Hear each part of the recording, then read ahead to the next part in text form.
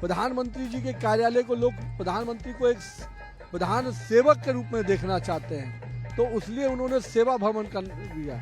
राजभवन केवल राज्य का नहीं, लोग की भावनाओं का भवन है, या आम लोग अपनी भावनाओं के साथ रहता है कि यहाँ से मुझे न्याय मिलेगा।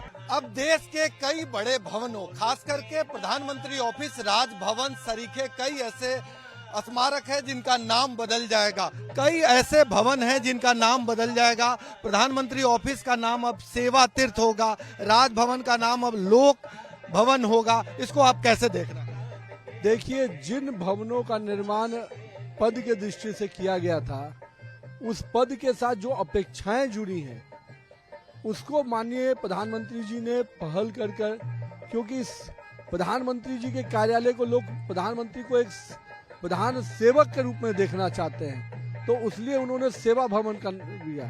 राजभवन केवल राज्य का नहीं, लोग की भावनाओं का भवन है, या आम लोग अपनी भावनाओं के साथ रहता है कि यहाँ से मुझे न्याय मिलेगा। तो कहीं ना कहीं माननीय प्रधानमंत्री जी का ये पहल बहुत ही सुंदर और बहुत ही व्यवहारिक पहल है, जो लोगों की आकांक्षाओं का भवन है, जो विकास, माननीय विकास का, यहाँ इंफ्रास्ट्रक्चर की योजनाएं होती है, उस भवन को विकास का भवन कहते हैं। तो इसीलिए किसी के पद के हिसाब से नहीं, कहीं ना कहीं जो अपेक्षाएं लाखों करोड़ों जनता की है, उन अपेक्षाओं का भवन बने। आप मानते हैं कि प्रधानमंत्री का जो कॉन्सेप्ट है जनता सर्वोपरि?